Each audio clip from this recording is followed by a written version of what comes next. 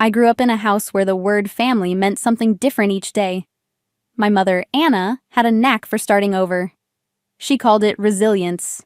I called it chaos. By the time I turned 10, I had known at least 6 men she referred to as Dad. Each one came with their quirks, their promises, and their quick departures. But one constant remained. I was never the priority. At 12, I stopped trying to bond with these men. It was easier to smile politely, keep my head down, and wait for the inevitable goodbye. The constant changes left me feeling invisible, like a supporting character in someone else's story. My real father was a distant memory, a shadow in old photographs. Whenever I asked about him, my mother would sigh and dismissively say, "He wasn't cut out for family life." But deep down, I suspected the truth was more complicated. Perhaps he couldn't handle her whirlwind nature, the way she leapt from one relationship to the next without pausing to consider the wreckage left behind. One winter, when I was 13, she introduced me to Richard, her newest partner. He seemed different. Polished, calm, and unusually kind, he carried an air of stability that felt foreign in our home. For the first time, there was talk of permanence. They were planning to get married. I remember sitting in a dimly lit restaurant as Richard's teenage son, Luke, sat across from me, studying his menu with practiced ease. He was everything I wasn't: confident, accomplished, and clearly loved by his father. The ceremony was small but extravagant enough to signal that this wasn't just another chapter in my mother's tumultuous love life. When we moved into Richard's spacious house, it felt like stepping into another world. The furniture was pristine, the kitchen gleamed, and the air smelled of fresh flowers instead of the faint mustiness I had grown used to. For a while, life felt almost normal. But normalcy, I learned, was a fragile illusion. My mother's jealousy soon took root. She hated how effortlessly Richard and Luke included me in their lives. Any time Richard praised me or Luke invited me to join him on an outing, her smiles grew tight, and her words turned sharp behind closed doors. "Don't get too close to them," she'd say, her voice laced with bitterness. "They're not really your family." I tried to heed her warnings, but resisting their kindness was like trying to ignore a warm fire on a freezing night. Richard made an effort to involve me in family activities, and Luke treated me like a younger sibling, sharing jokes and teaching me things he thought I should know.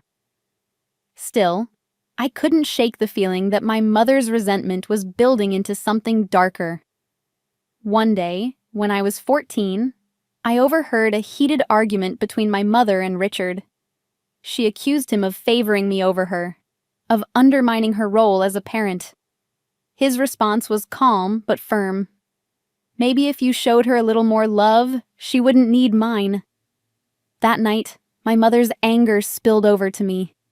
She lashed out with words that cut deeper than any physical blow. "You're nothing but a burden," she spat. "I should have stopped at one mistake. Your father." The next morning, I packed a small bag and left. I had no clear plan, only a burning need to escape. With trembling hands, I called my grandmother, a woman I had only met a handful of times.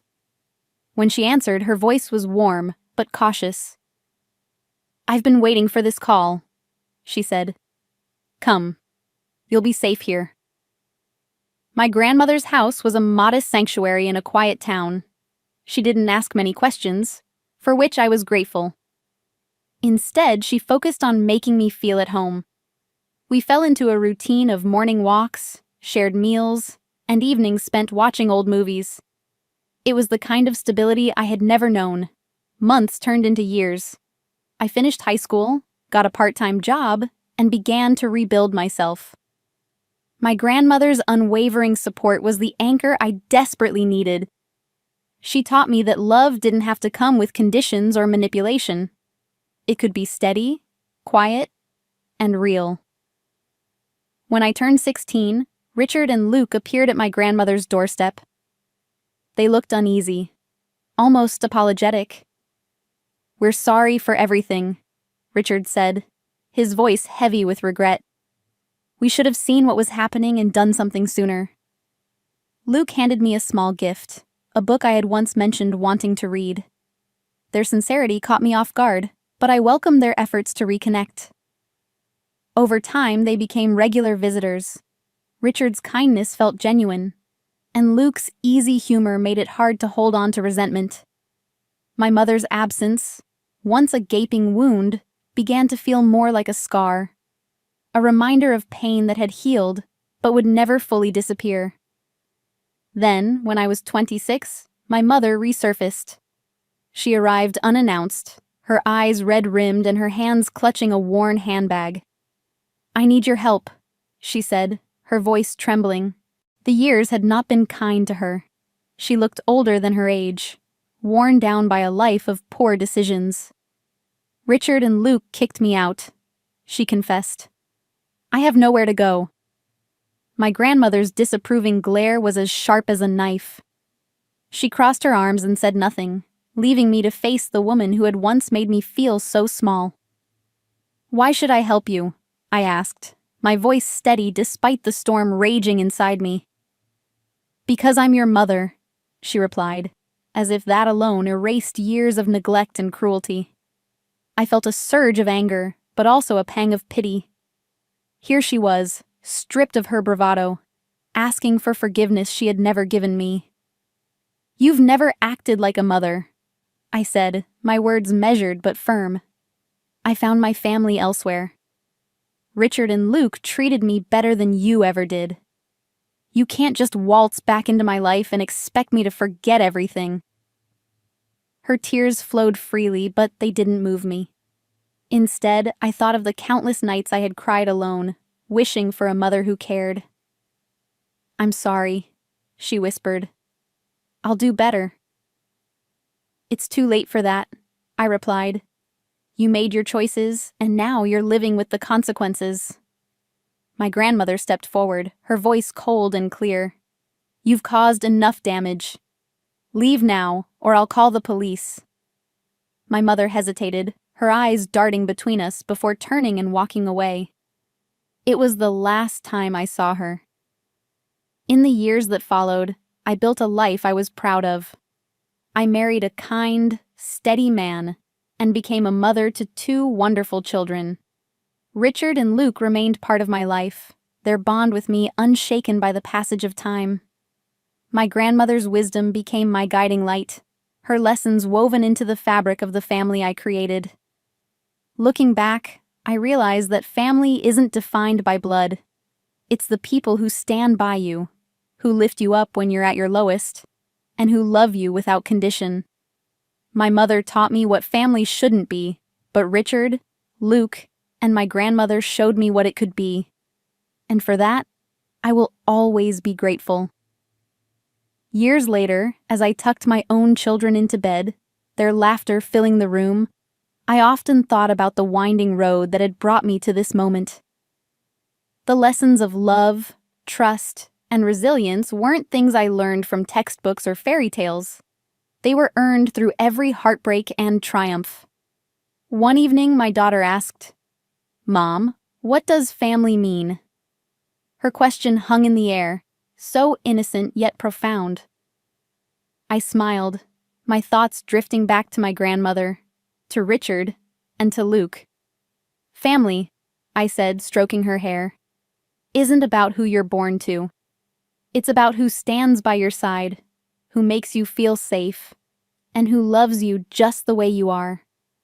The years brought more clarity, more growth. Even in moments of doubt, I knew that my past no longer defined me. It shaped me, sure, but the person I'd become had risen above those early years.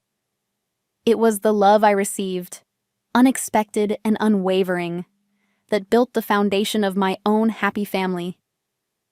Every time I saw my grandmother playing with my children, every time Richard or Luke visited, bringing gifts and laughter, I felt a wave of gratitude.